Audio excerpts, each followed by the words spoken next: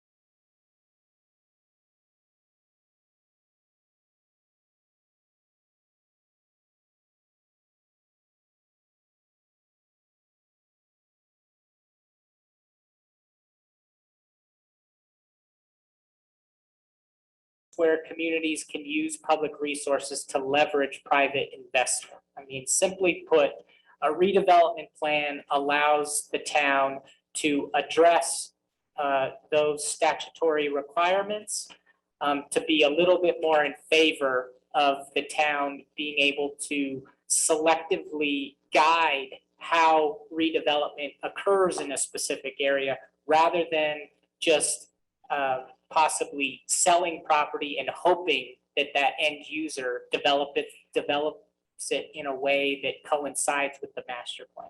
The two green tabs that you have on the state law reference the two sections that he's referring to right here.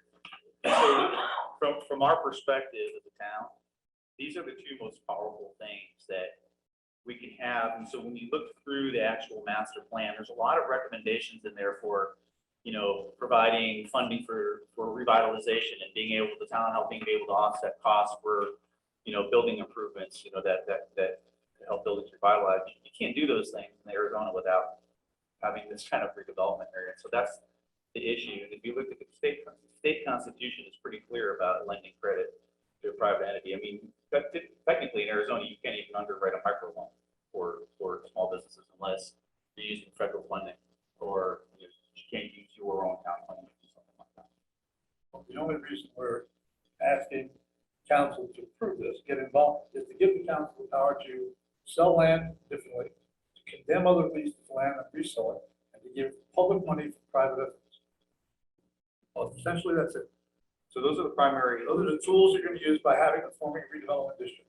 Yes. Right? Well, I guess I would say I would qualify it a little bit with these four broad overarching ones. So that yes, what you listed are captured in some of those that are optional. You know, those are tools.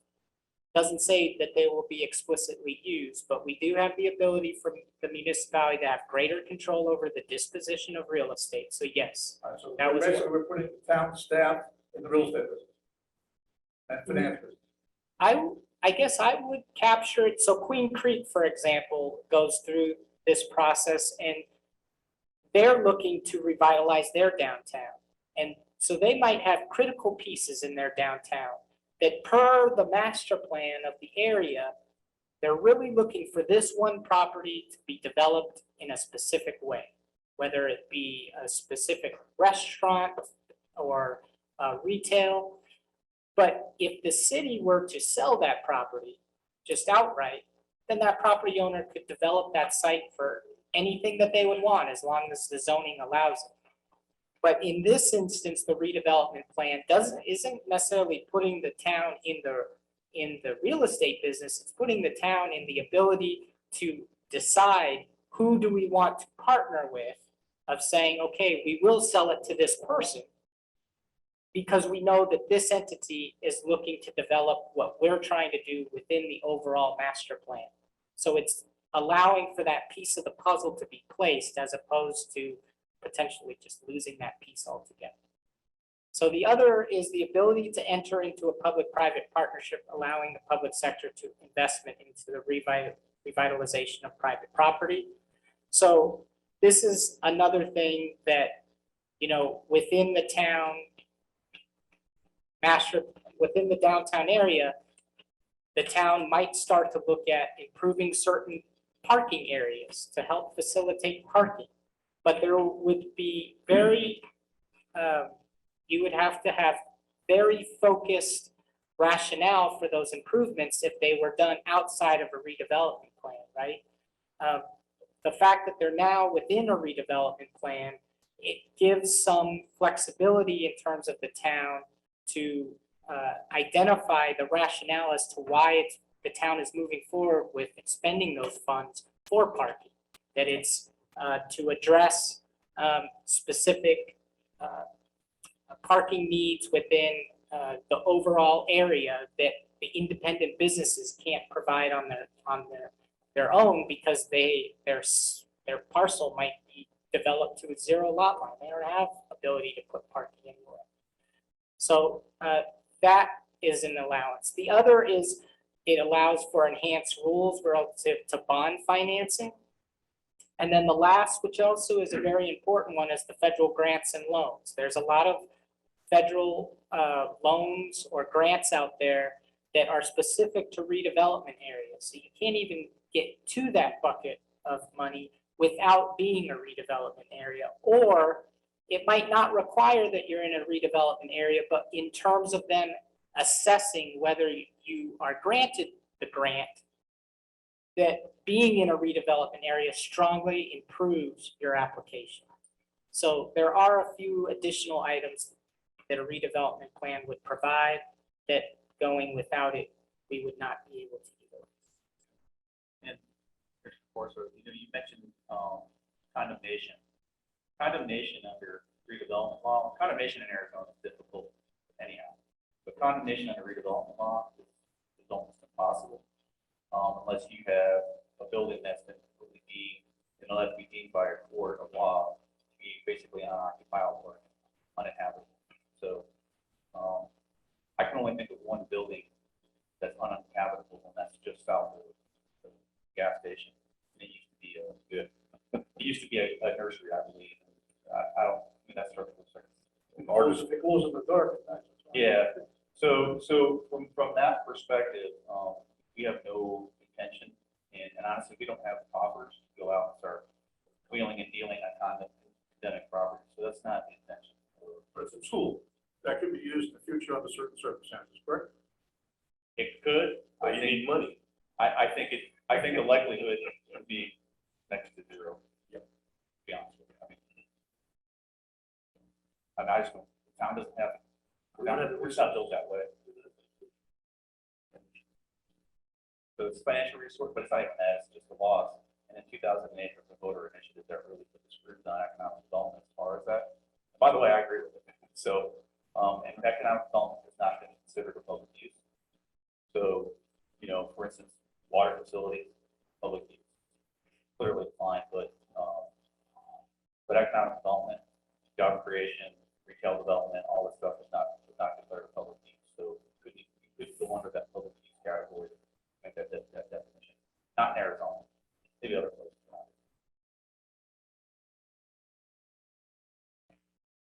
So then that brings us to the establishment of a redevelopment plan. So you have in your packets, everyone's referring to state statute, but pulling out of it some of the specifics about what is required in a redevelopment plan. And the definition provided in statute says a plan for the acquisition, clearance, reconstruction, rehabilitation, or future use of a redevelopment area. So again, it goes back to having that redevelopment area, then you create the plan. The plan shall include statements of boundaries of the redevelopment area. Pretty easy lift. A map showing existing uses and conditions of property. So another pretty easy lift. Land use plan showing proposed uses of property, something that we see in the master plan. Information capturing population density, land coverage, and building intensity, standard components of any zoning code that could be incorporated into the plan.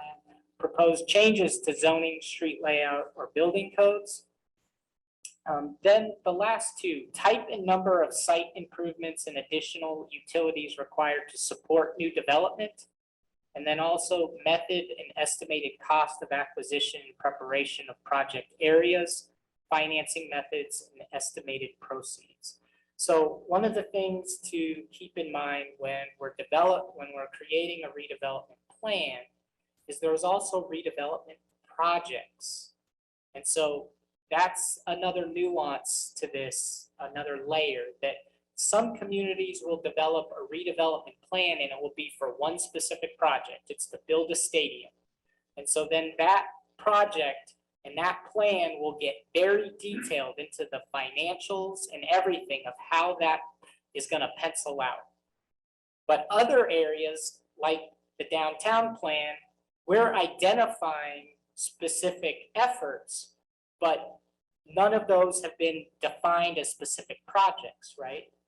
And so this redevelopment plan wouldn't necessarily move forward with detailed financial analysis of specific projects, because those are gonna come forward out of the development of the plan. So once the plan's established, and then it is determined that a specific recommendation of the plan moves forward, then the financials of that will be scrutinized, and it'll go through the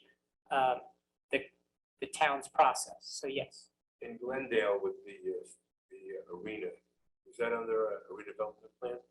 I believe it was not.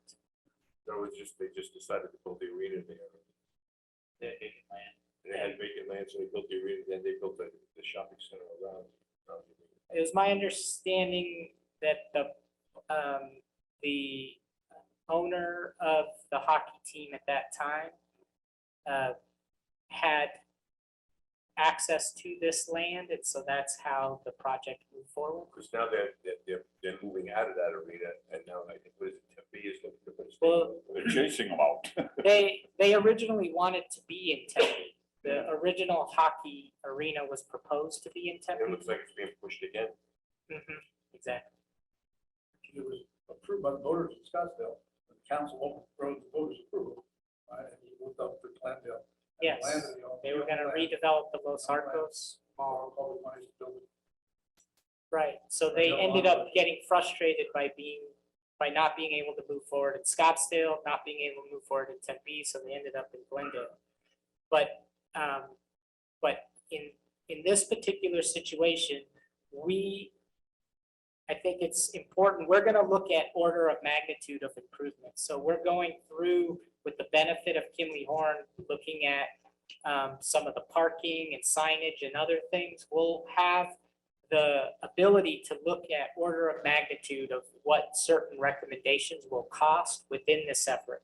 But in terms of scrutinizing the specific financing components, those will have to come later in the process when specific projects are desired to move forward on a case-by-case basis. Once there's a redevelopment plan. Yes, once the plan's in place, correct. Yes, Then, once you come up with a specific plan, does that get, I mean, a specific project for a parking? Does that then have to be incorporated into the redevelopment plan? the plan, I mean, the area captures any efforts that are within that. So the plan would have to identify, we would want to identify specific, if the project was to develop a parking lot, the plan needs to have a component that says and speaks to needing public parking. But where that specific is gonna happen, we don't have to get explicitly detailed. But then when you do decide where you're going to do a parking lot, You don't have to go back in and update the plan every time. No, and so what happens, who approves that project? yeah, that's what I was getting ready to get into. So and that's why the Economic Development Advisory Board is kind of a critical function. That's who we are. Yeah, so that's the second fold of it is that typically it's just council that would approve that type of plan, that element of a business deal. So let's say, not to take, for example, let's say that we ended up selling town hall, like we want to sell town hall, and we want some type of mixed use development or a restaurant or whatever it is that ends up kind of wanting to go on that site. And then what we would do is we create an RFP. We would take that RFP to you guys, we would take that RFP to council. That's what we want, right? So now we've decided what we want there. Then we'd run through that process. We would get those RFP responses. And then I would take that back to you as Economic Development Advisory Board. We would look at, they would have to provide all this information, they have to provide forma, financials, everything else. We look at the sales tax to be generated, the price that they would offer. We would evaluate those things based on each of those different criteria. The nice thing about a redevelopment area is that, so if we were just to do this, right? We want to see a restaurant there. We really have no control unless we changed the zoning code to say, we only want a whole separate category just for that site that said, that's what we want. And that's very difficult to do. And so some communities have tried to do stuff like that, but you're just getting around. Yeah, but we don't have to go back in and amend the No. general redevelopment plan. No, but there will be, So what you're doing is in the plan is creating the process of evaluation that you're gonna capture all those things. We were in the process Yep, in the plan. yeah. That there's a process of evaluation. But that is the key about, and some might ask, you know, why is the master plan right now so robust? Well, we want to make sure that we're contemplating all of the potential possibilities so that when we want to move forward with something, we can point to the plan and say, yes, that was a component of the plan. We're dealing with a 7-year-old plan, right? June of 15. Under powers of municipalities, well, under the statutes, it talks here about municipality can enter into contracts with stipulations, with conditions, restrictions as to what the property can do. Is that only within a redevelopment district, or as a general rule, municipalities can do that? So when Steve says you're hand tied, when it comes to selling a piece of property, you can't dictate what the use is. If the statute says that you can put covenants, restrictions, conditions, and everything else on a piece of property before it's sold. Only in a redevelopment area. you do that. So this powers of municipalities of the 1474 is strictly focused on, you only have this power inside a development district, not have it outside that district. Correct. So the current laws under the sale of property is that you sell it to the highest bidder at an auction, and that highest bidder gets the property. If it's over $1.5 million, then it has to go to the vote of the people to sell that property. That's the current law for selling land in Arizona for a municipality.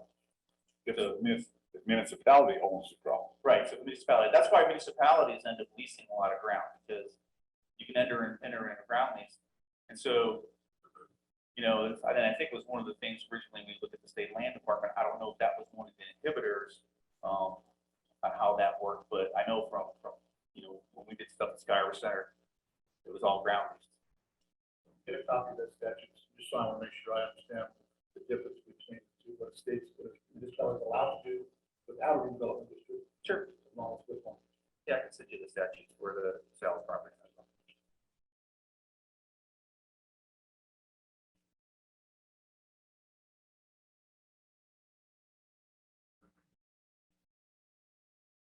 So the way things are right now, if we wanted to sell town hall, some guy comes in, says, I want to buy town hall, I'm going to give you this ridiculous amount of money for it, and he says, I'm going to put a restaurant there. We could go ahead and do that right now, right? So right now, if somebody said they wanted to buy town hall and they want to put a restaurant there, we would put town hall for auction. If he was the highest bidder, he'd be able to put a restaurant there. But as He long as would it's a bid obliged to put a restaurant there. No, Because he will own the property. he'll just own the property, do whatever he wants with it after. I mean, Not unless zoning or deed restrictions require to do that, right? He could lie to us and say he wants to put a restaurant, then not put a restaurant there. I mean, I think there's some other commercial. yeah. Put a shooting range. Yeah. Shooting range. I mean, Probably not that. the reality is it's a small area, and properties have impacts that can have significant impacts. You know, it only takes, and town hall sits on a pretty significant piece of property. And so, you know, this gives us the opportunity to really look at how you guys, the community, the council, and everybody feels it should actually be developed. It just gives us a lot more level of control over our own destiny and how that's going to impact other properties. So that's, But we give another 4-story apartment over there, couldn't we? if the zoning allowed it, it still has to comply to zoning. All the stuff, so it's come back to zoning, whatever zoning is, come back. And you could do that right now. Yeah, we could not. We build a hotel on that parcel. We build a hotel on that parcel. It'd be limited, but it'd be limited to 24 feet. It's got to meet the same height restriction. It's not really. Height restriction.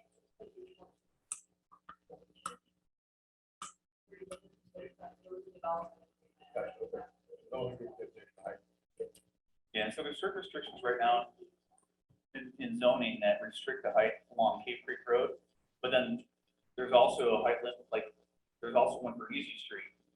When you look at that town hall site, two sites, one has frontage on Cape Creek and one looks like it has frontage on Easy Street. So if you do something in there, I don't know, I mean, those are the things that we need to talk about, right? And I'm glad you brought that up, because you're allowed, in this process, you're required in this process to make zoning recommendations. But for all intents and purposes, we got all this generalization. Each piece of property is on, reacts to its own in terms of zoning and everything else. Correct. Yeah, so it still comes back, and then if they have a modification of the zoning, then we have to approve that.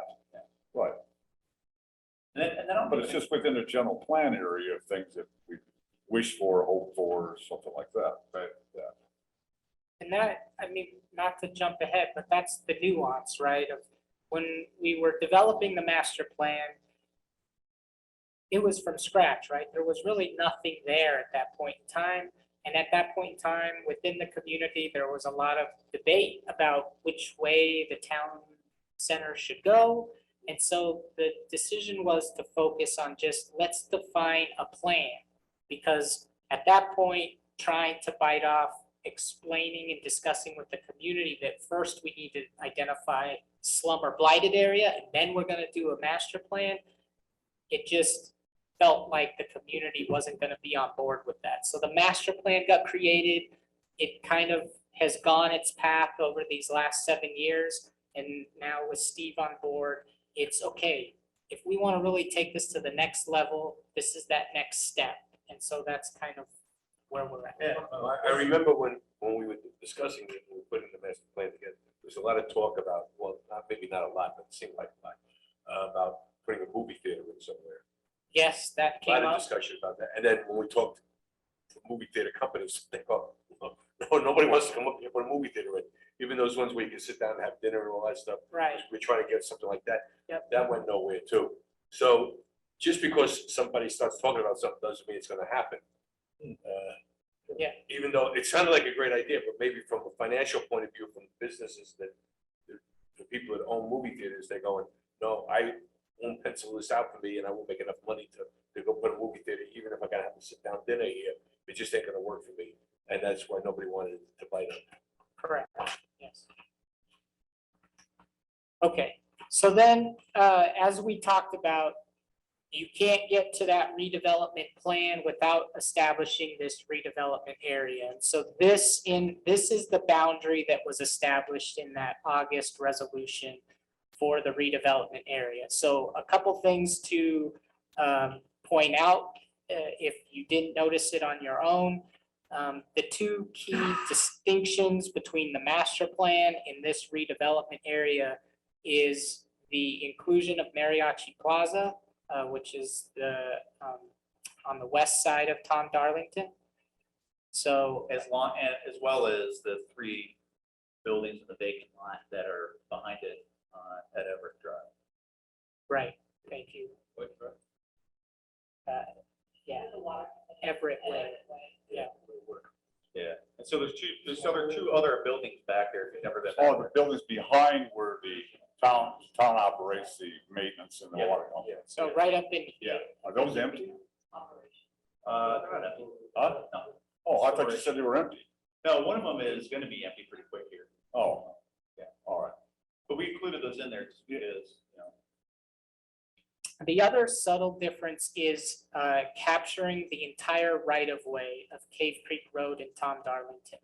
So within the master plan, it was kind of focused within that triangle area of Tom Darlington, Cave Creek, and Bloody Basin. But now, from a specific redevelopment area, it's very important to recognize the nuance between incorporating the entire right-of-way of Tom Darlington and Cave Creek, because of the potential of certain improvements that might be proposed along those areas. And then, as Steve pointed out, the inclusion of Mariachi Plaza.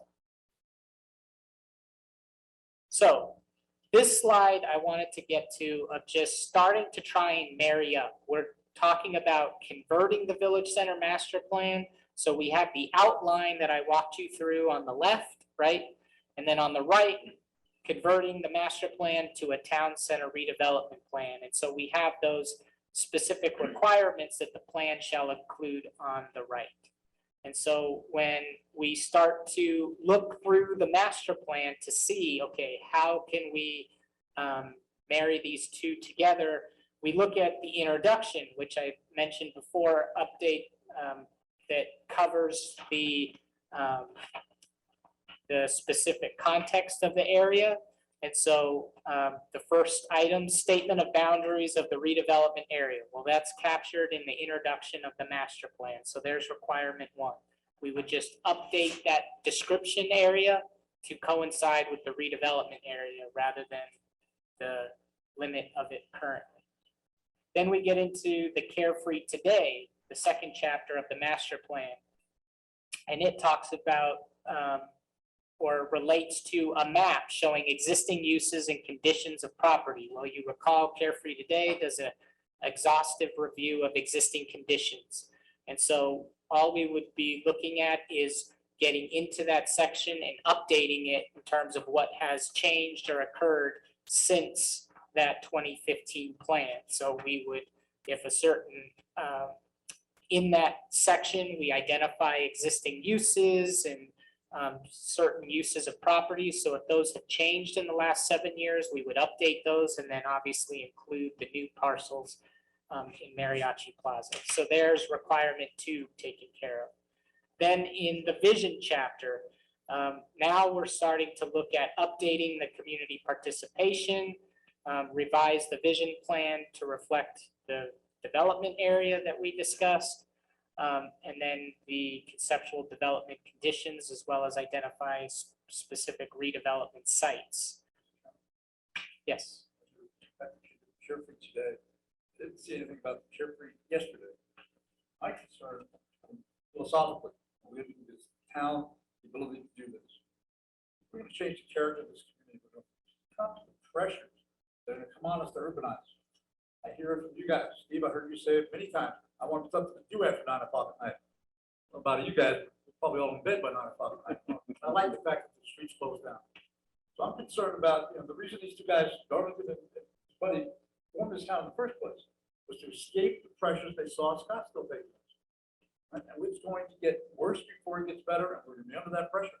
To make this, instead of this hotel being 3.5 stories, another development agreement allows it to go even higher for more residential, because the urban push is coming. 155 acres at new industrial parcel, $12 million an acre. They're going to have to pay for that. Just went through the state line. This brings a lot of high-end tech stuff right there at the freeway, and those people have no choice. They're coming north. So what do we want to be? Do we want to change the character of this community that much that we're going to allow this kind of redevelopment potential hanging over us with a council that we can't control, the staff that we can't control except every couple of years at the election box? This gives the council a lot of power. I still haven't heard a discussion about what's this board? Is it going to be the council that makes the decision? Or is it going to be a separate board that makes the decisions under here? At least I recall last time that was one of the choices. No discussion about that. Yeah, so When I'm finished. And then the last thing is design criteria. We still have a design guidelines and the art board has no authority to do anything. By statute, supposedly, all right? But how do we control the design elements of this? Guys, we have nothing. We can approve site plans up in the hillside. We have nothing else we can do. So without design guidelines that we're giving the council, whoever this body is going to be, making these decisions, we could be carte blanche to future planning commissions and everything else to urbanize if they had to or wanted to. Is that really what we want? Is that what this master plan that you did 7 years ago said? We want to change the character of the community? Well, I think you make some very good points, which is exactly why we want to have the commission as the sounding board for this effort, right? So when we develop the master plan, that's why it sounds kind of hokey, maybe, of, okay, you have a vision, thanks. But no, that vision statement defines what the town agreed to what this area was going to be about. And then the plan, everything that's discussed in the plan is working towards trying to achieve that vision. So I would say that you're spot on. You're right, that there is an importance about moving forward in this. And so that's why we want to make sure as we define certain components within revising this to a redevelopment plan that we stay true to that vision. And it's going to be the commission's job to help us ensure that we don't stray away from that. And so that's how that master plan was created, which was then utilized as the tool that council used to help make determinations. And so this redevelopment plan is going to continue to be that tool. But it still gives, it gives more authority to a council or an independent board to do what they want to do, to implement a vision that can change. So and that's the only reason we're doing that, is to get public funds, to give us more flexibility on the land we don't own. We only own one parcel of town. We can't get down very easily under redevelopment district. So really, what are we doing? Well, because we're gonna give them some powers, and are we gonna grant them those powers carte blanche? I guess I'm misunderstanding the powers conversation, but what this does is, I mean, the plan's the plan. I didn't create the plan. The community created the plan. So whatever's in the plan, the community wanted. There's a vision. Yeah, I mean, this isn't something that Steve Prokopiec created yesterday or 7 years ago. I wasn't here. So what I'm getting at is what's in there is in there. So we'll get to the implementation piece in just a minute. That's where I was gonna go through. The whole process is about implementing more oversight and more. That's why you guys are important. I mean, this is why we're here. This is a conversation that we're moving forward. This isn't something that's been, this has been, yeah. But what we can do here, and it always gives us opportunities, is when you go through a planning process, and let's say this plan's now 7 years old, right? I mean, at what point do you have times when you say, okay, we evaluate the things that we've done over a period of time? What things can we change? What things can we tinker with? What things worked? What things didn't work, right? Those are the things that you go through in the planning process. But what I can tell you is, I don't know if I just go to flip through. I mean, we were just getting ready. We're already here. I mean, there's the vision statement. I know you guys have it. So when we get to these strategies, there's an implementation schedule that's in that plan.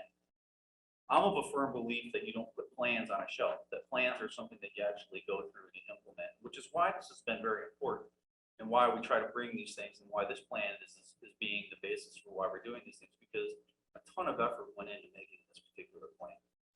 And so when you look at the strategies that are outlined in this plan, the town has made significant efforts to move towards this plan. So when you look at the hotel, that hotel is contemplated on that site as a key anchor site. You can even look at the description in 2015, what they were contemplating, and it sure looks a heck of like something that has a U shape with a pool in it. Now, as we go through this process, when you look at how the implementation of the hotel happened, it meets the objective of the plan to bring a key anchor in. And if you look at what this hotel brings, it's going to bring 20 to 25,000 unique visitors to Carefree every year to shop at these businesses. That's the importance of a hotel. That's a key anchor driver for driving traffic. Now, it's 4 stories. It's within code. It's within zoning. So those are the things that allowed the hotel to happen as this hotel happened and how it was executed. If people have issue with the hotel, or we have discussions about the hotel, where we evaluate the things about something that got developed that we didn't like about that, those are things that we can address for the future and say, hey, we've experienced something. We know it meets the guiding vision of the plan. We know it met the code. Nobody did anything wrong here. We did what we were asked to do. We're implementing the plan. But maybe there's things that we need to do that are moving forward are a little bit different. And that's the opportunity that we have at this moment. So when you talk about design guidelines, Phil, this is exactly the right opportunity. So when we were talking about the creation of a boundary, that wasn't, but this is the time to say, you know what? Maybe we want to have a higher quality of sign package for the town, for businesses, and we can evaluate that. Maybe we want to look at, whether or not we like things like corporate branded facilities. Those are the types of conversations we can have, but, and so that is the importance of what we're doing here, and that this is living, breathing, and moving, and thing that moves forward, and it's a little malleable. So I hope that answers your question. We could have done those things in the first place without a redevelopment district, but those things never came to this board. Yeah, so when we start looking at the plan, the problems that we have is we still have places like Los Portales. We still have places that have some serious problems. And those problems exist because there's a lot of challenges that happen through time. And so when you look at how Carefree developed, when you look at the original 5 buildings that were built, commercial buildings, that's Los Portales, Venues Cafe, Athens on Easy, Warren Building, and I don't know. Yeah, they're the original 0 buildings, and they were built to a 0 lot line, and they all have common shared parking. But we have issues, there's things right now that, from my perspective, inhibit that. One is, they were built to common shared parking, and so they had free parking. But buildings after that didn't. So when we write codes after the fact, because they addressed at the time, hey, we can't provide free parking for everybody. So somebody has to start. So these guys started having to build their own parking. So you see parking behind, where the tea room is, and you see parking behind the Native Gallery. And then you go to Bashas', and then it's a big parking lot, right? Because it's now to a different standard for commercial development. So we've got specific things that we need to address from that perspective. But also when we start looking at the plan, it talks about how can we provide funds for revitalization. And so when I was in Peoria, that was a very important thing that we did. We put a program together that allowed us to do shared funding for projects. So somebody wanted to come in and they want to revitalize a project. Well, let's say, we had a $100,000 fund. Then they could apply under that fund. We'd fund up a certain number of projects up to a certain dollar amount, up to a certain percentage of the improvements that we're going to make, that we're going to have an aesthetic or revitalization improvement to the town. And so that's when you take those applications and you get an application in, it goes back to a group like yours, and we review those applications to say, okay, yeah, it makes sense to spend the $10,000 because it's going to leverage $50,000 to $60,000 for somebody to be able to do something productive that's going to enhance the building. They're going to improve tenancy and improve the longevity of the town center. So those are the kinds of things you can do that we can't do today. And that's part of what's missing. And if you talk to those property owners, they're like, man, I wish the town could help me out. I wish the town could do this. Some of them are at a clear disadvantage simply because of when their building was built and what it's going to take to do that. And I'll give you a for instance. If you look at Los Portales, if you want to do adaptive reuse to say, let's put apartments behind that. But we have a current code that has a 2 parking requirement for each residence. If you put 8 condos back there, that's 16 parking spaces that you got to somehow put on that site. Makes it extremely difficult, especially when that site was built to have shared parking. Those are the kinds of things that we're going to need to tackle at some extent if we're going to start to affect. Why don't we just wait for the property owners to get tired of owning empty buildings and do something about it? It's been, what, he's owned it for 25 years in that state. And so, And they didn't give a damn. Oh, is it hurting anybody? Other than you got an empty building? I think that hurts. Well, it hurts the ambiance of the town. I think you should go back to that slide that shows the vision, because I think, Phil, what you're thinking about, I don't know, going through that process of having a village master plan, I think it's a very different kind of thing. It talks about vibrancy and being there and having people come from other places and being from the bags and things like that. So I think the idea, at least when we went through this process, but I don't think people want to come to close up it. I don't think there's this idea that there should be some life, and I think you might say that the businesses would have spoken to that more so than just the town and our field. I didn't tell you. You guys told me. You hired me because this is what this is what the plan states, right? Well, this whole thing now, like you said, not closing up at 9 o'clock, we're putting in this hotel, right? So if I had a business in town and there's a hotel coming in, why would I want to lock up my business at 9 o'clock when I'm going to have people coming in and out, checking in or going out, going to eat at one of the restaurants, and then maybe wanting to walk through town, and they walk through town and all the businesses are closed at 8 o'clock or 9 o'clock? That ain't going to be very helpful from an economic development point of view, or from just a town point of view. Wait, with your town closed up at 9 o'clock, then why'd you build a hotel and have people coming into your town and have no place to go? And it's not like these are going to be rowdy people that are going to come in and make a racket. mean, we got that problem down in Cape Creek with all the restaurants down there with the noise and everything. But that's Cape Creek, even though we're sitting right on top of each other, at least I am where I live, even though I'm in Carefree. But that's the reality I have to deal with. I mean, but in having a hotel over here and then having all the businesses in town near the hotel close up between 8 and 9 o'clock, it's pretty ridiculous in my opinion. Well, and I also think too, and that is one aspect of it, but at the same time, I think it's also the state has advocacy too. I mean, if buildings are empty, you know, at night, they're empty during the day, and I think it's an idea of trying to be this, like, we talk about this progressive community, talk about calling in visitors and having shopping, art, and dining, and things like that. So I almost think it's not, I mean, I think that closing up at night is kind of that balance that we've heard over the years, but I think it's all about kind of the general sort of vibrancy and an interesting place to be, and, you know, when you live here, I think it's kind of an interesting place to go. And that's how I see it, I mean, and that's how I see it on the planet. Steve's right, Steve did my division, and right, and the other thing too is commissions and councils that they're elected, and they come and they go, and they have certain responsibilities, right? That's the role of the planning commission, and that's the representation. Which is one of the reasons why the town hall probably wants to be a bar or something else where the town hall is right now, because across the street from the hotel.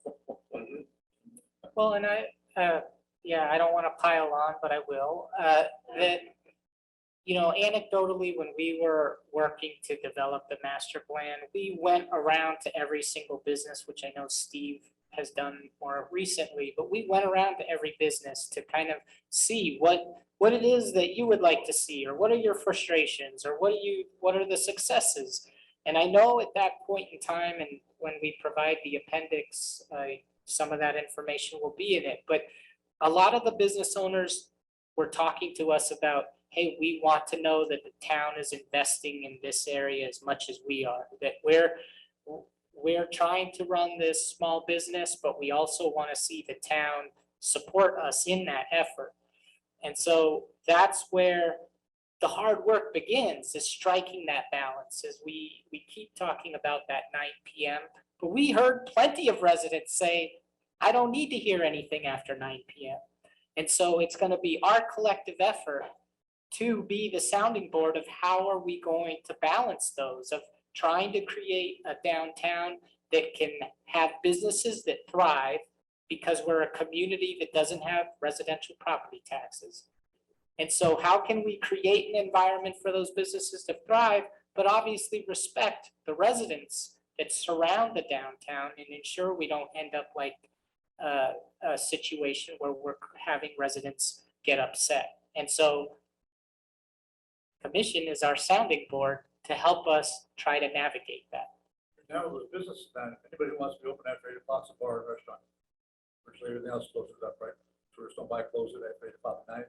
Hotel people don't buy trinkets at 8 o'clock at night. And not many places anywhere stay open past 7 o'clock and 8 o'clock at night. So the later crowd, you talk about vibrancy, it comes to bars. The whole framework of retail is changing, yes. Yeah, first of all, you want to buy it online. And you and I can listen to music on a Cape Creek over the top of the household. Oh, yeah. Okay. So if you look at, who we're talking about that want that late night traffic, want more of that vibrancy at night, right? Sorry, restaurants and bars, of which we have, what, 4, right? So you look at that and you say, okay, maybe that makes sense. The rest of the bottom, okay. Daytime, there's a lot of people out here during the day, in the wintertime, nobody stays in the summertime. That's bad.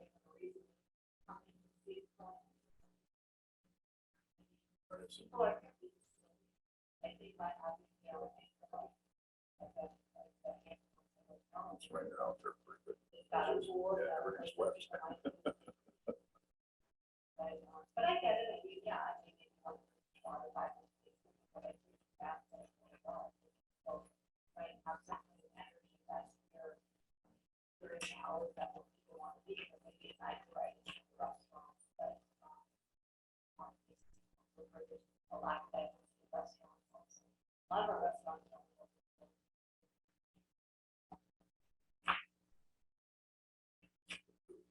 how do you see the process of converting the master plan to a redevelopment plan? Are you going to draft it and then we're gonna go page by page? So I guess the question is, on the vision statement, which was just discussed, and then the subsequent strategies, or whatever they're going to be called, will we review that? I mean, do a page by page review? Is that your thinking? Well, I think we are scrubbing the document to say, okay, things that have been achieved, those are easy, right? That's low hanging fruit. Where we can work with the commission, however you would all like and feel you're gonna be most productive. It's been our experience that we try to facilitate these conversations in a more broad discussion. And then we take that feedback and try to apply it specifically to the document as opposed to going page by page.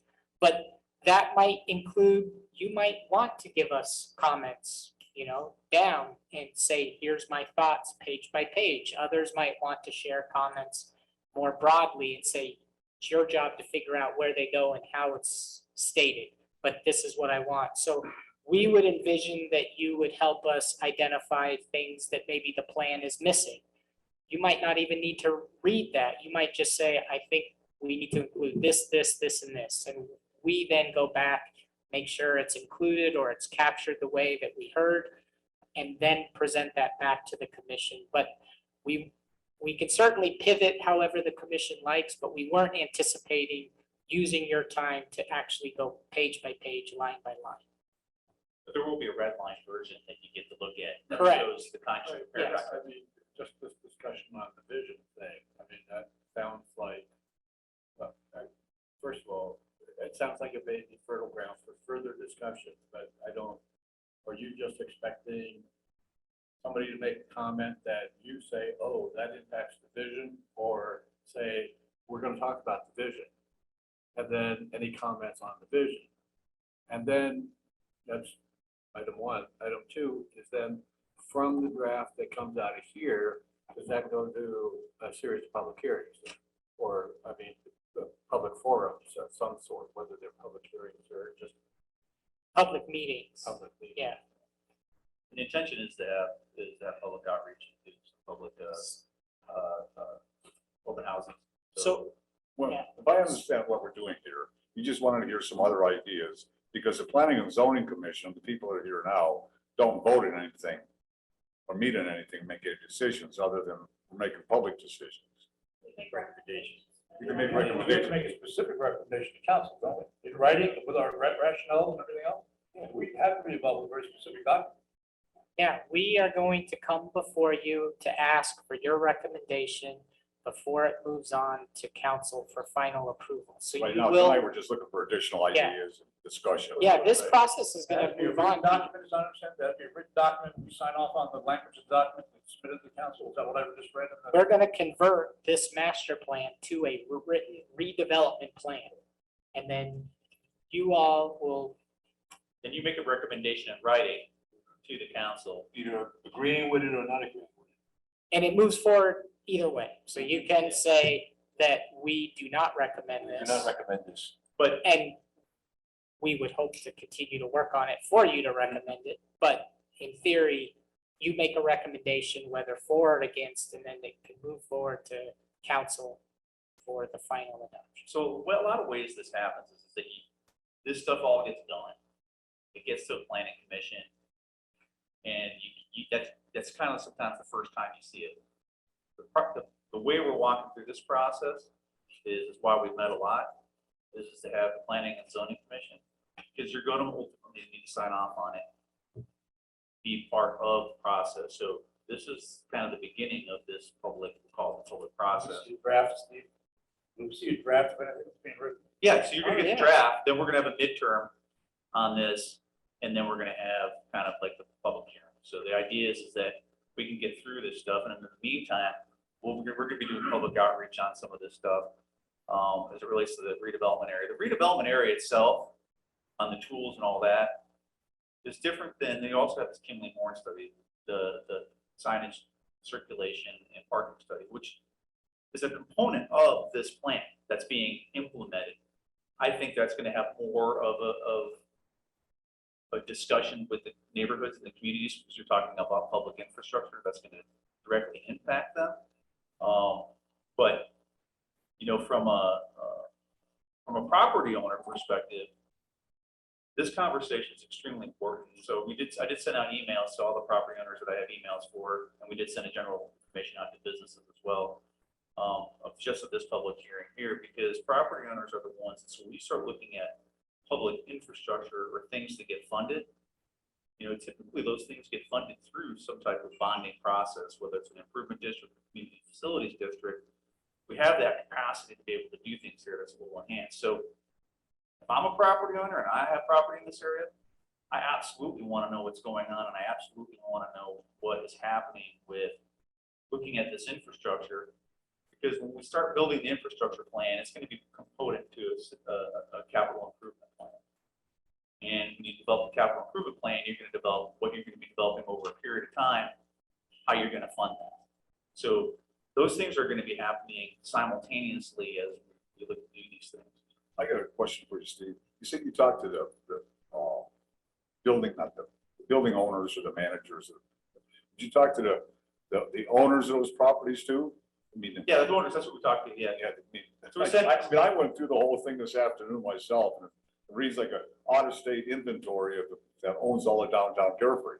Yeah, so I personally talked to probably about 40 to 50% of property owners that have properties that were probably significantly going to be right in this area. You know, some of the outer liars, you know, the condos south of where Bashes is, probably aren't as concerned. There's not a lot of redevelopment revitalization needs, but we include that in there because it includes the right of way.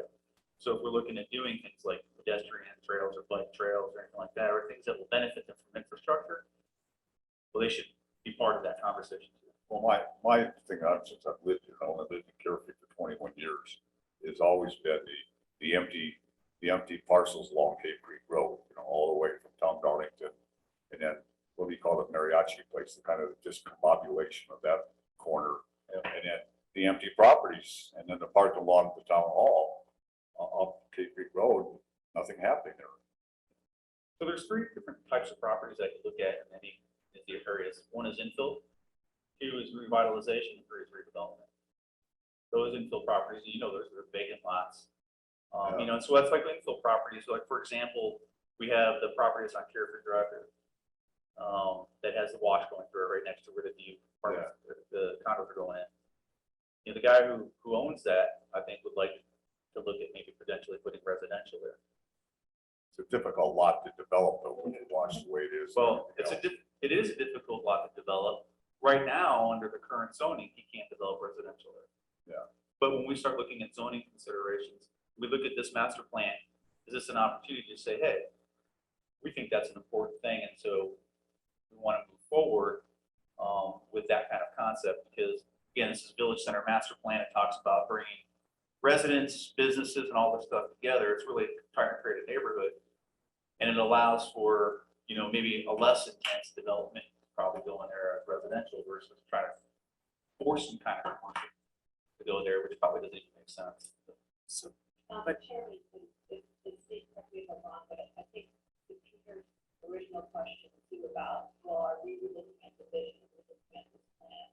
I don't think that is the intent of this process. I think we have the plan, we have the vision, we have some implementation strategies. I think we're confirming, reinforcing some of those, and then we're moving into the redevelopment plan that gives us the tools to actually execute some of these plans. So I think we have to be a little bit careful, and I appreciate your opinion still about how you see what you like about, what you don't like about, but I think we have to be careful about going back into the plan and changing the town center plan moving forward with development plan with the central foundation.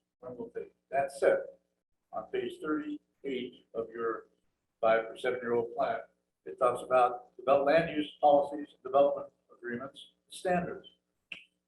I thought specifically about having upgraded our design standards. Would we be building those into this plan at this point? Because one of the implementation things that Stacy's talking about is right here. And the last one is the best further refine the village design guidelines, to promote attractive, high-quality architecture in public spaces.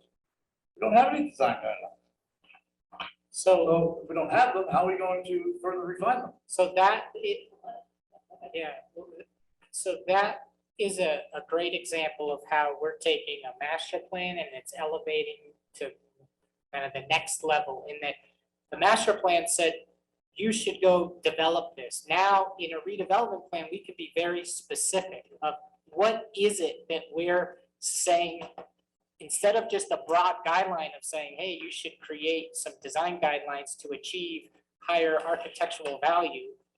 We can actually be specific on what is it that those guidelines need to do? What is the very specific zoning thing we need to put into the zoning code to alleviate the parking issue or to address the zero lot line condition?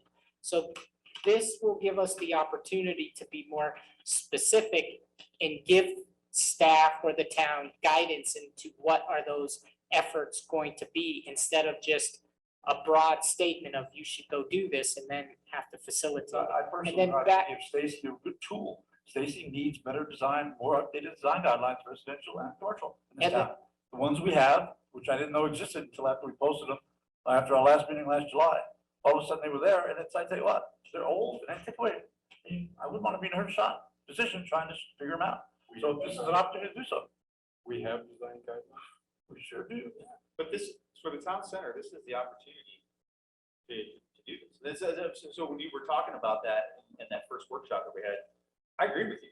I think that that's something to look at, and I think as a group, definitely we need to look at that. I also think that we should look at on-building signage, how does that look? Because what are we trying to create here? It's tough, we don't want to create Kierland, but we still want to have it to look, feel, want it to function for visitors and commercial retail traffic. But we don't, It's like downtown, for crying Right. out loud. but we don't want it to look like a retail mall. I get that. And so it's how do we do those things? After 7 years, we got a little time to evaluate some of the stuff that's happened. Are there things that we need to change and adjust? Yeah. That's just natural. That's normal. I think this is the right time to do it.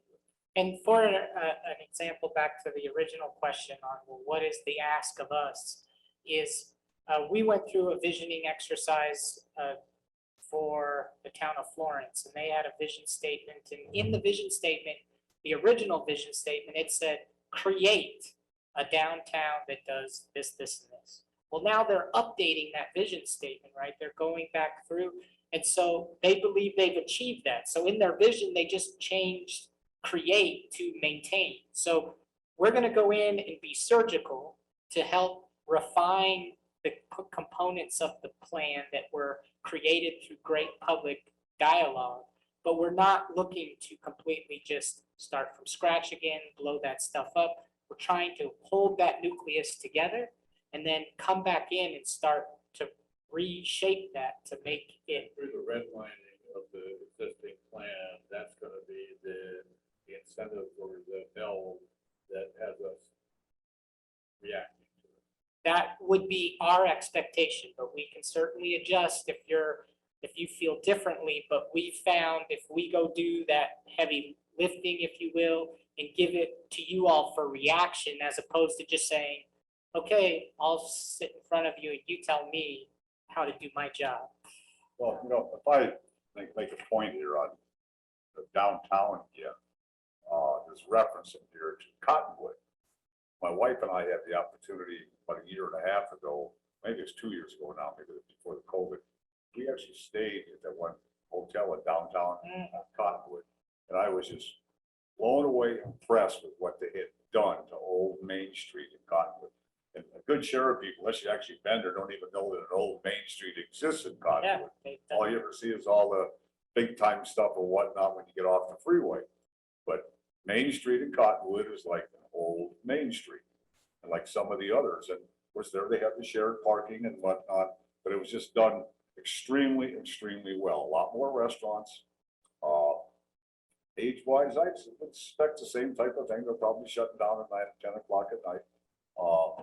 But they did a superb job with the zero lot line stuff and whatnot in Cottonwood. It was done well. That was without a redevelopment district, Cottonwood, that was private sector And public sector work Well, together. I have no idea how that I works. would add that, and I have a little bit of background because one of our sub-consultants on our effort, Lonnie Lott, she's fantastic and she helped establish Arizona's Main Street program when there was funding at the state level for that program. And a lot of communities went and established Main Street associations to help with what I mentioned at the beginning of my comments from marketing and organizational standpoint. And so Cottonwood has a very strong business organization, downtown association. And so that was one of the things that for Cottonwood helped to nurture that environment that they created. So you are right that a lot of things happened organically there, but they also had a different situation in terms of how strong their downtown association was, just how involved, how much work that those businesses put in after hours to Of facilitate. course, what we stayed at was that new hotel, issue 23 or something like that, that's downtown, right at the edge of downtown Main Street, Cottonwood. I'll have to, Yeah, it was only like 2 years old. yeah, because I was gonna say, I don't And it recall. was very, very high-end, contemporary hotel, but it was right on the edge there. Again, you had to share back street parking in some cases, and a zero lot line up and down the street, like hundreds of small towns throughout the Midwest and this type of thing. But it was really, really, we were there during the day. It was really, really done well. And they I didn't have, even know, yeah. I didn't even know there was a Main Street in downtown Cottonwood. Sure. And they have that nexus, right, of the little bit of the wine kind of culture going on Yeah. for Cottonwood, so they were able to play off of that. Yeah, I mean, there's a little, obviously a different culture up there in the river, but I thought I was just really impressed with that one hotel there, i.e. we have a hotel, and how easy it was to walk up and down the Main Street and that everything was there. It was done extremely well. And so we But we can have some of that kind of input, and of course, we have our areas obviously different a little bit, but the point is, it does exist. And so much, I think, so much of our problem or solvable problem has to be with between the, like you said, the buildings that no longer have shared parking, they have parking requirements because of the building, or you have the old town with zero lot lines and public parking, and that's probably still the biggest mess we have to solve everywhere up and down the streets. Just like I said a couple of months ago, you know, banks, but they have X amount of parking spaces. Well, half of banking is done by computers, well, not very, so maybe for an hour during the day, they got the, you know, they might have half the parking lot full. The rest of the time, the parking lots are empty. The observation. Yeah, sure, we got our two banks. Yeah, so you got all those banks sitting down there with empty parking lots, yeah, and that's the entrance to town to boot. Question, which slide are we on of how many? Well, what, If you guys want to describe the bike, and then keep talking. You got something for us to bite? How far are you planning on going here tonight? Yes. What else? Talk about it a lot. just the next one. I think Are we going to midnight or are we going to midnight or 9 o'clock? Because we're gonna have to close down at Let 9. us finish. You asked the question. I think It's to a go rule. ahead and just see casual, if you want, maybe eat something to drink, go back, and we'll keep talking. How much more do you want to go with it? I mean, we really don't have a ton more left, really. I think we have covered everything we were hoping to go over. I think the only thing that we would want to maybe leave this meeting is to get a definitive clarity as to what your desire is, back to how we move forward. When we bring things back to you, what would you expect that you would want to see for you to help review that material and to give us feedback? Like the map that you're showing now, can that be updated? It has to be, yes. Okay, Yeah. I don't know the scope of what your revision. Yeah, so that's what I was, I guess, just trying to capture with this graphic here, of trying to marry up. What you see on the left is the organization of the plan, and then linking it to the requirements. But all those things have to be touched. To your point, we have to add Mariachi Plaza to this, and that the footprints of the two vacant parcels, the housing and the hotel, are different. So we would want to replace those footprints. Kimley Horn is going through their analysis, so they've identified different areas for potential parking and things. So all of those would be updated. And we could highlight in the plan, this has been touched, that has been touched. And then within the plan itself, we would have strike throughs and underlines of this was removed, this was revised. And then I think we have an update coming up like the next couple of weeks from Kimley Horn to walk through their portion of what's going on. Yeah. So how many of these work sessions, I'm just trying to figure out the world, how many work sessions are we going to have? How many want? And it's, yeah, because we want to give you the benefit of what you You're the need, but project manager, you tell us what your expectations are right now. Yeah, so our expectation is, and I think we've scheduled up 3 of these, so this will be the first, we would do like a midterm with you guys to allow to go through the revisions and everything else, and then the final would be like, it's maybe and we could even do like a final meeting and then go to a public hearing type scenario, so it just kind of like, Or we could do the revisions, go to the public hearing, and bring it back. yeah, Okay, and but if you're Kimberly, whoever, the signage plan, does that count as one of these public hearings? no, I mean, one of these were. no, so Kimley Horn's gonna come in separately under what Okay, so their now scope of their you're contract was. Three for this, and then how many for her? That one's gonna be a little bit longer in a process because it really deals with a specific. Right. And so that specific impacts a lot of people, so we're probably gonna have a lot more robust public engagement on that, but I can see the timeframes of coming in and out of planning commission are gonna be about the same. Get bored. But what we want to do with that is give you the opportunity to be able to participate or listen in on some of the public comment. And so I don't know how that would work. We would probably have to post that there would be a quorum, but you guys can sit and listen to what you hear from the public. Because I know you've asked that question before, so I want to sit and hear what the public has to say. So we can do it that way. And I think that might be the good way. And then that way allows the public to be able to have their moment to kind of say what they want to say about specific things.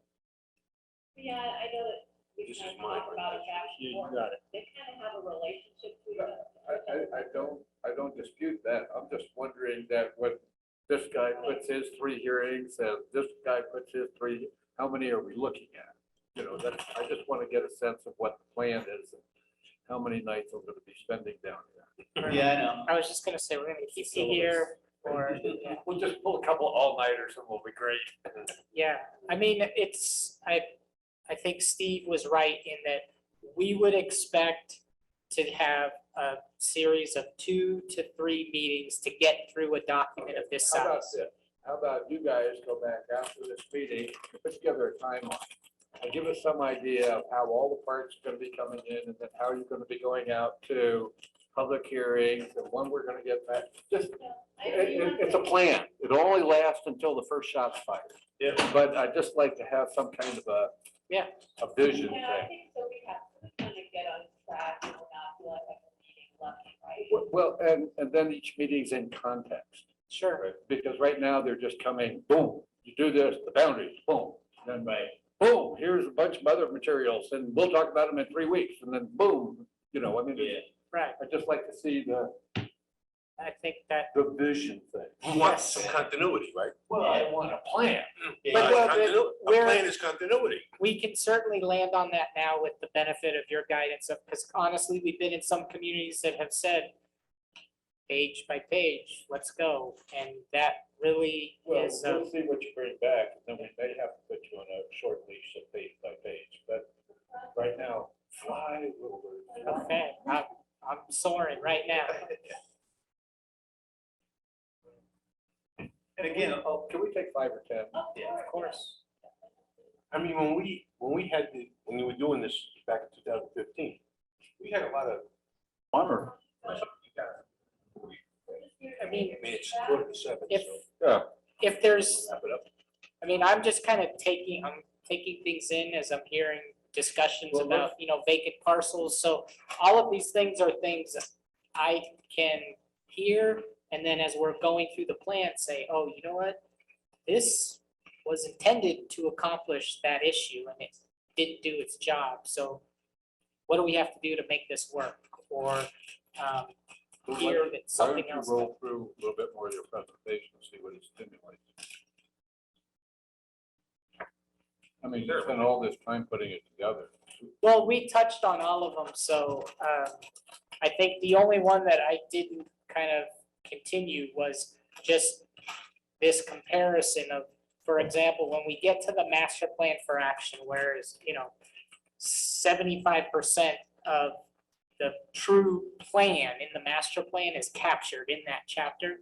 And so that's where the bulk of the effort's gonna be in terms of renaming. We have, again, this semantics, but it's important for a redevelopment plan. We're going from strategies, right, those, what were there, 5 or 6 strategies in the master plan. We're then going to rework those to be, those are objectives. We're gonna be more absolute in the redevelopment plan, that this is what we're working on, not a strategy, this is our objective. So So will we be as specific in this plan, the redevelopment plan, as to what streets may be closed down or what streets may be turned into pedestrian malls? if that is something that's being discussed, that is something that we would approach in the plan. I don't know if we're talking about, So technical A and B have specific instructions about what streets to close down. Yeah, so that we can, that's a good question, and I'm trying to reconcile how we get through that. That's something that you might have to figure out as we move through the process, because we can go through and try to complete that circulation piece, or we come up with the conceptual concept of what we want to see, and we can describe that, that. And that leaves you more flexibility. Right, and it gives us time to maybe work through that, as a little bit longer time frame. So they do fit together like this, they're not exactly identical, but because if you had done typically just the plan, you would have had as an objective do that signage circulation parking plan. But we're in process of doing that, so we're going to be getting information. So how much of that information gets incorporated into this? And that's what I think Matt said in this kind of high level estimate of what these cost effective improvements we're looking at, with the specific details that come back under a process of evaluation. I think that's the way I see it. So do those things also fall under redevelopment, like funding wise, so it's, that's classes that the plan can help and find funding for that. yeah, absolutely. So we kind of have our design plan, which is our circulation plan. Their plan can overlap, because they speak to it, they're gonna do, they're always trying to find money. Right. And that's where the grant money comes in. When you're now more competitive for grant money, specifically when we look at pedestrian improvements, I think things that fall under the ADA, things that impact that, looking at the age of our community and people who utilize that type of infrastructure. I personally think we're in a better position to be able to capture some of that grant money that might be out there. So, Well, otherwise there'll be no way to fund it. well, that's a challenge. We got to get the grants and stuff like that. And Because the town don't have the money to spend on stuff. And that's the thing about public-private partnership. The way to view a public-private partnership is that you utilize public funds to leverage private investment. And that's the way, but the private investment, everybody has to have an ROI.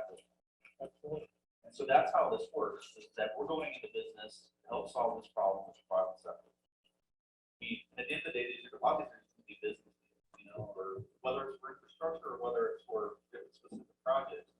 The idea is that we can utilize our funds to leverage better investment. And that really, to me, is the basis of doing something like this. Steve, talk to me about the post office. Is it going to stay there? Who do we know about it? And they have a pretty long. We've been down that road once before. Yeah, they have a longer term lease there. And as far as I know, I don't know what the alternatives are to the post office. Well, they could close it down and we get stuck having to go to King Creek. Yeah, that could be they consolidate to keep the post office. And we wouldn't like that. We thought we had half a solution once. That was a couple of years ago. I don't know, it may have been before. It was beforehand. There was a possibility before they re-signed maybe move it down up here in Cave Creek Road Yeah, where the pet store is now, the Right. pet hotel is now. Yeah. And it all fell through. my guess is it's gonna be there for the foreseeable future. Unfortunately, forever. Well, it impacts the traffic flow, obviously, during the day significantly. See, that Right. was, And knowing if it's going to be there or not would make it certainly a difference in how we would look at this. yeah, that, Traffic flow and parking and the whole thing. you could see from the plan, that topic came up back in 2015. Yeah. You know, it's kind of two sides of the coin. On one side, it's a great kind of unique situation within Carefree that brings residents together. It creates unexpected interactions with your neighbors that you typically wouldn't have. And it really defines that small town feel of everyone has to go to this location to get their mail. So it's just the building Yeah. kind of mucks up the operation. And so you can see it was kept there because there wasn't a clear expectation that there was a opportunity to do something else. But beyond that, everyone agreed we didn't really want to get away from the positive aspects that the post office Well, provides. another thing too, the postal service is not gonna go build their own building. I mean, they don't have any, they're always in the red. I mean, they're not gonna say, oh, we'll build a brand new post office, we just, we'll buy a little piece of property over here. No, that ain't gonna happen. I just picked up a Christmas gift I ordered at the post office at Cave Creek For next year? yesterday. So I don't know where it's been the last Well, few it's been months. buried in the post office. When That's where when it's you look at that map that's still hanging as you enter the town chambers, and you see the grading plan out there anyhow, and Carefree Drive, is supposed to come right where the post office is now, blocking it off. What's really gonna be interesting to note, although the timing of ingress and egress may not, but that egress there from the parking from the hotel. But generally, people are leaving the hotel before 9 AM. So most people aren't going to the post office to, at the very earliest, 9:45, 10:30 after But that. your mail ain't there before 9 AM. No. Sometimes it's not there before 12. Yeah. But my point I was getting at is that it's a built-in escalation factor of how many people are going to be utilizing downtown during the day, because the post office has a built-in, let me say, as the town grows, the number of people who come to the center to get their mail grows. And so parking becomes a big issue, especially during the day, especially during the high season. Yeah. And it's gonna get worse. Don't forget, not everybody gets their mail at the post office. You're on the other side of the mountain, you're in Carefree, but you get your mail from Cape Creek. Yep. So they don't, it's, our whole town. Anyhow, we're doesn't- getting off the, Yeah, as Yeah, I'm saying, so. but it's gonna grow. Yeah, it'll grow. But your point's taken in that it creates a unique set of circumstances. And so when we're looking at the circulation piece, signage, it definitely came up and that, some people just want to be able to access the internet. yeah. So that's a component to that. The post office offers a unique scenario that it's not just for people to get their mail. People like to run into people. at the post Yeah. office. It's a social thing, I mean, and they walk their dog in the park and all that other stuff, so. Or that's why- where something's posted. Right, and why people come to town center, how they get here. If you took that away. Yeah. Maybe there isn't as much traffic locally coming. Well, no, I don't know, those are things that are. Yeah, I'm just saying, for a planning standpoint, and what we're doing here, I would like to know what the foreseeable future is. Because it's just gonna be a growth area to save. Yeah. More people are gonna come there. Well, we're about, for us, we're at about 80% built out. Mhm. So we're getting here. We're not adding a lot. It's not like we got another, double in the size of the town. That's. You're not gonna be adding a lot of people for post office boxes. We're landlocked, so. Yeah. So our ability to grow, and you start looking at the functional, our properties that can be actually built, a lot of properties are left at launch. Yeah.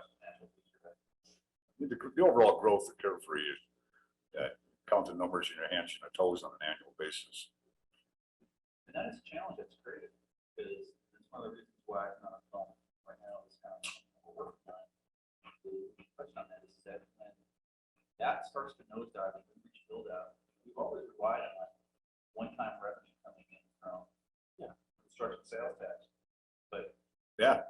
we're on the backside of that curve, and it's decreasing, and so we gotta replace that one-time money with more recurring revenue. And that's why things like this revitalization is important, you know? I mean, is this gonna be the biggest money maker for the town? I don't know, but if we can, you know, make it as productive as possible and keep longevity for the next 30 years, for, you know, I would say be someplace better than found it, right? Yeah. So that's part of the work on. Well, if we're not going any further, Yeah, let's. any announcements? You're done? Are you guys done? But, are you all? Well, you guys, if there's anything that you want Matt to work on, Can't think of anything anymore. So, Not that we're not going to address one-on-one as it comes before, as a planning and zoning Make sure situation. you all have a chance to have a say and what your expectations were. so traffic flow is something that this committee will consider in this plan? yes. Okay, so like if we, whatever it may be, within the town itself or in your development area that you've outlined, is what we would consider as the traffic flow. So on the April 11th, that's exactly what we're talking about, the circulation. Okay. So you'll get that before that brings you back. Well, circulation in town, I mean, it's limited. I mean, it's not gonna be a radical change. I mean, it just. Well, that's more about the Kinley Farm thing. Too. Okay. They're gonna overlap. They're gonna figure out. We're going to see all that here in a couple of weeks. Okay, that'd be great, because there's a lot of issues that I see with traffic flow in this town. You know, if it increases, it just makes it more difficult to try to solve now. And You know, the anticipation is that it's going to increase. I think you're spot on. There's a lot of things that I talk to our traffic engineers and they look at this and they start coming up with all kinds of ideas. But the other thing we want to, you know, be mindful of is we can't get too heavy-handed, I think, with modifying some of those traffic circulation routes because Businesses on each one of them. right, we have a lot of other limiting factors of how, so I just know that we tried to temper the plan, I guess, back in 2015 to not be too pie in the sky of saying, let's reroute this road when we knew that the town wasn't gonna have the ability to reroute it. No.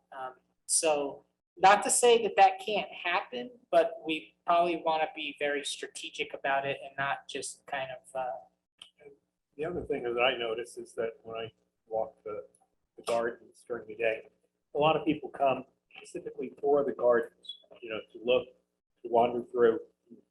And so one of the things we should really look at is improvement to the gardens to make them as good as we possibly can. And then make it easier for people to traverse from one side to the other. Improve the area, I guess it would be to the west more so. Yeah, so, and further on. Yeah, so you look at the current plan, it talks about activating the gardens. So that's events and everything else. Part of the signage plan that we have, planning signage, help improve people's ability to get in and around the gardens. That's what I recall from that signage meeting, previous meetings, yeah. Yeah, and then we just opened up the new visitor center in Sanderson Pavilion. So the idea is that it's going to help people who are wandering through, they can get that information, look at information on the gardens, but also be able to distribute people out of the gardens, get them to go to the shops, to go get, you know, give them a better, broader experience. But yeah, absolutely. I think upgrading the gardens on the west side would be certainly an improvement and attract other people into the area.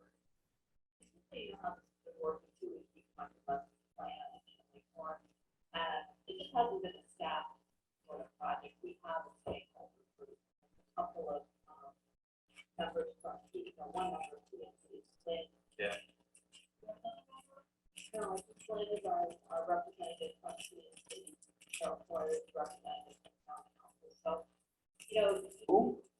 What'd you just say? say? Cheryl Hoyer. Oh, okay. And so, you kind of need a group that kind of flushes out a lot of these conversations and then brings it to a body that's going to kind of have more oversight of what's going to happen. So that's where that tech memo A and B came from, and that's what now, as planning and zoning commissioners, you'll have a chance to then respond to that. There's a lot of talk in the plan, that people are relocating their whole, because it's,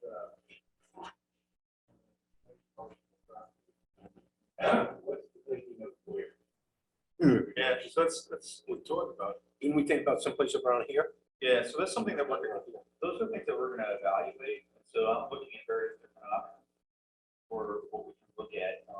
One of the options is to go over by where the water company is, maybe looking at those areas there, to develop a municipal complex. Maybe that's something in the future where post office can be part of a complex. It's not that big a complex, Steve. Well, no, but you got all that land in and around the background. Yeah, but then you gotta build something. But you're just asking for the. Buy about half of these along this, street Yeah. here. The other viable option we're looking at is right Yeah. up here, this space here, we're we have thousands, I think, Yeah. 1,000 square feet above us here. It's got this facility, we have conference space. Yeah. We have the bathrooms already, so maybe you build a two-story building right here in the parking lot. And that helps out as well. Part of the issue isn't just that it's a great piece of property. I keep it. Small. Yeah. Jam packed. Yeah, it needs to be bigger I'm not even in the building. for everybody. Yeah, but you gotta watch how you phrase that in a community when people don't want Well, we're getting off, big government. getting off track now. I know. No, I'm not off track. I think this is actually very Yeah. good. Yeah, this is the kind of conversation I think that Oh, I okay. personally have as we move forward. Well, I drive through here and I see the amount of empty space in here. If there's some way you could combine it, of course, then you have to do ADP stuff because everything's got stairs into it as opposed to ramps and anything else. Hey, and it's, nobody's giving this stuff I away. suppose. Nobody's giving this stuff away. But to answer that, when we come up with an option, it's gonna come back to this. group. Yeah, it's gonna come back here anyway, yeah. We're talking, I'm gonna bring that up with you guys, because I want your input. We'll look at those both for location, size, and then the financial viability of those things. Yeah, financial aid. I'm sorry, you guys are racing to get out of here, but I'm still interested in terms of the focus of this redevelopment area. How much of it is for the residents of Carefree, and how much is it to attract out-of-town visitors to spend their money? I mean, it seemed to me that, some of our shops here, I've been in once and probably won't ever go back to, but that's what people come up here to see. They want a destination, they want to see all the art galleries, but yada, yada, yada. Well, I enjoy coming to the post office, running into people, and same with the town hall, just because it's part of the vibrant, and I don't like, my initial impression is I don't like taking town hall and putting it to one end of town, isolating it out of this area here. I like it in the downtown here. I understand how valuable that piece of property could be, but especially with a restaurant on the second floor, looking north, like Keeler. Yeah. You can sell that ground by the square inch. Yeah. So I'm just wondering overall, in terms of the balance of this redevelopment, are we looking? Yeah.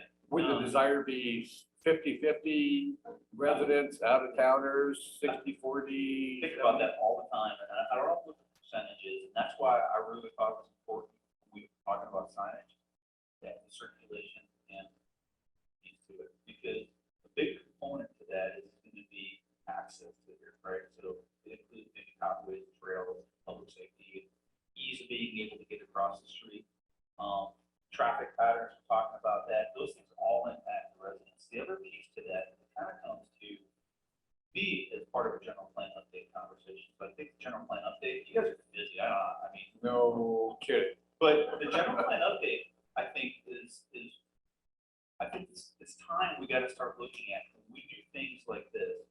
The gardens have a certain public benefit, right? It's a park. Yeah. But are there other things that we want to see as a community to have either in the town center or in and around the town center? and I'm not saying this is something that we're gonna do, but I look at those tennis courts across the street. And I think how cool would it be to have pickleball courts there? And maybe that whole property in and around that area, maybe that becomes more of some kind of, area. Who owns those tennis Area, courts? the condos. The condos, Condos, yeah, that's that's what I'm saying. But is there a way that we can do things that allow for a wider, I think that the question I always ask is, how much of our community is full-time residents and how much of our community is second, third home, right? And so as I think at some point in the last couple of years, it feels to me we crossed that 50% line, that this is people's home. And I think the demand for those kinds of services is increasing. So your question, I think, is interesting because I would say in the past, town center was really geared towards the idea of bringing visitors in and helping pay the bills.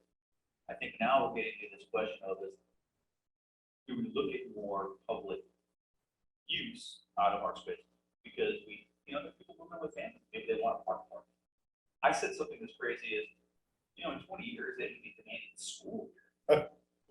You just don't know. We laugh, but we don't know who's going to backfill, and you look at areas, that where they get a little bit more mature, and all of a sudden you get a bunch of young families that can go in there and they can buy $1 million piece of real estate for $2 million because they just put money into it. I don't know where this is headed, but all I'm saying is that it's planning. It's our job to look at that on a long time horizon and think about what the possibilities would be. Well, I don't know the percentage, but I think every day I think about how do we do that piece of it. I mean, you don't want this to be an old farts town. No. And that's what people think of it now. So it is, and we are in flux. We are in flux right now. And even though people say, oh, carefree, or you're living up there with all the old people. I said, no, I'm not living up there. I'm old, but I'm not with all the old people. There's no gray hair up here at all. Yeah. As we look across at each other. But I'm just saying, I mean, one of the youngest guy on our council has 3 kids, and he lives in the first house that was built at Carefree, on the other side over here. And I keep telling Vince, talk to your friends, all your ASU buddies, and get them to buy houses. He says, it's most expensive any place in this state. There's no cheap place in Arizona anymore that you would want to live. It's nice. So if you know somebody that has a few bucks, tell them to look up here. We are selling. Us old people are going to die off, and these houses are going to be sitting empty. No, we're going to die off, and people are going to buy these houses. And it's probably going to. And I don't want more old people buy these houses. When I die off, I told Terry, I said, and when she dies, I said, make sure you sell it to some young family. Don't sell it to some old fart like us. That's the last thing I want to happen. But on the commercial mix, I agree with you. I think there should be a transition. We look at tenancy of here, that the tenancy of the building of this area should be able to capture leads going outside of the area from an economic perspective. That the types of shops that we have here aren't just selling to tourists, that those shops are viable shops that can sell to the community. So we are working with property owners to try to figure out ways that we can do that. And when we get good tenants, I'm telling you right now, I'm doing everything we can to hold on to those guys and try to help make them successful. I guess one question related to that point on the leakage, how accurate are those, would you guess those figures that were in the 15 report are today? Want to address what's going to be done? Yeah, Or so, are they going to be updated? yes, so we're, the complete analysis that was done back in 2015 is not going to Thanks be, for coming. Thanks, Eric. we're going, ESI, who was the economic consultant that developed that plan, Judy Scalise, she's a fantastic economist and has worked on projects throughout the state. She is back on the project team to help update our information for this effort, but we're not going to utilize all of her scope to completely redo that marketing because it doesn't help us achieve what the redevelopment plan requires in terms of looking at the return on some of these investments and what is the order of magnitude of the costs associated with some of them. So Judy's going to be looking and helping us to when we start to identify the plan component to understand what is the cost and the return on that. So she is gonna be still looking at some of the elements of the marketing study, but we're not completely updating that marketing study. Yeah, but if you have that 36 million, and one thing that wasn't clear in that, was that net taxes or was that gross sales when you did the shortfall? I'd have It to, has to be gross sales because our entire town budget's only $9 million. So we couldn't be losing $36 million of, no. In the plan. yeah, What? Okay, sorry. In the plan, there's that little bar graph. I don't know if anybody saw it. On the leakage, where would that be? oh, the leakage, yeah. Where's approximately what page would that be? Page 18.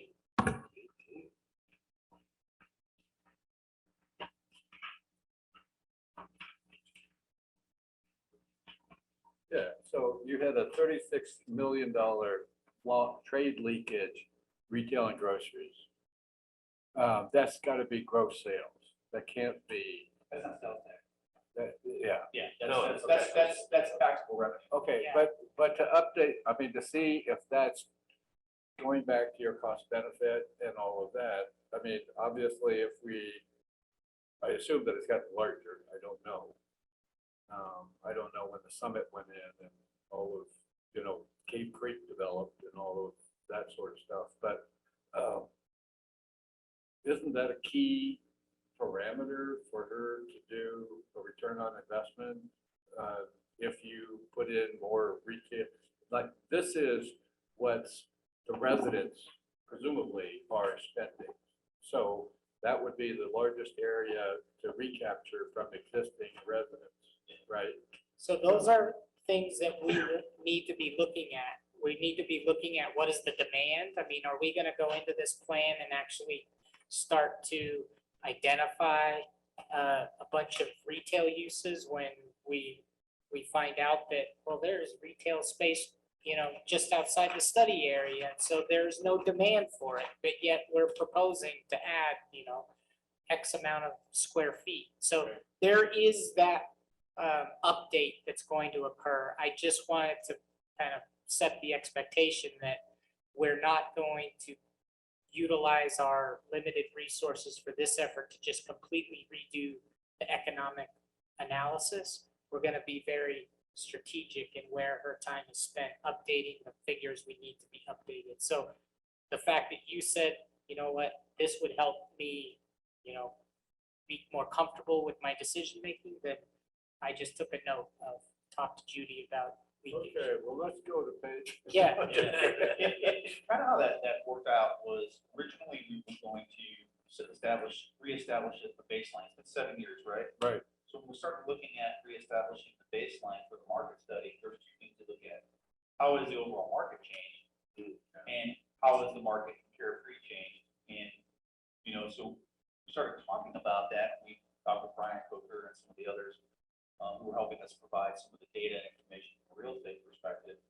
How much has changed over the last 7 years in Carefree? I wouldn't think so. And even in the market area, it hasn't changed substantially enough to Trade. to waste all of her time, that money to do a full re-update of the trade area analysis. And that's, Was Summit in when this was done last? Yes. Summit it Oh, was. yes. yeah. Oh, yes. And how far along had all the development on Cave Creek, on Carefree Highway out there in Cave Creek? Wasn't there. Yeah. Does it mount? Yeah, you mean No. East the other Sprouts? way, like- Oh, the other way. Yeah. Sprouts. was On the there. corner of Cave Creek Road, Carefree Highway. Yeah, but you've got, Walmart out there. That is a huge, All that was there? That's what, like Lowe's, that's why you see such a discrepancy. Well, Lowe's is ours. No, Yeah, I but understand that, but I'm just trying to make sure that we've got some reasonably updated Yes. I vision think of what generally this. Sprouts was, corner stuff there's been, it's almost 10 years now. Okay. So a lot of the stuff was. I'm a newbie, I don't know. Yeah, a lot of the stuff was there, and that's why we started saying, but we're still gonna be looking at how the import at the backside of this, all these things that we're talking about now are gonna be impacting and it's really looking at the commercial absorption part of it, is, okay, well, do we really have over a period, the long haul, based on what we know, and assumptions we can make, the appropriate amount of commercial things? So if we add commercial into it, then great, you know, then we, if we take commercial out, you know, or could be tit for tat, you know, we, like a loss for talents, you lose 8,000 square feet of commercial there that's already included in the analysis, but instead you added on Cape Creek Road, right? So those are the kinds of things that Judy's going to be looking at as Well, those hotels probably have to be torn down. I don't think anybody's gonna renovate that. I mean, probably mold and everything else in that building. yeah, I mean, Don't say that, it's bad for the chamber. and Oscar Palace is interesting. It's an interesting building, but what do you do with it? I mean, I keep hearing, over the years, I kept hearing, oh, make little boutiques so people can come in, the artists can come in and take, and I'm going, give me a break. I mean, you know, that ain't gonna make any. Downstairs place. Yeah, but that's the beauty of the process that we're engaging in. Put a that- brewery in.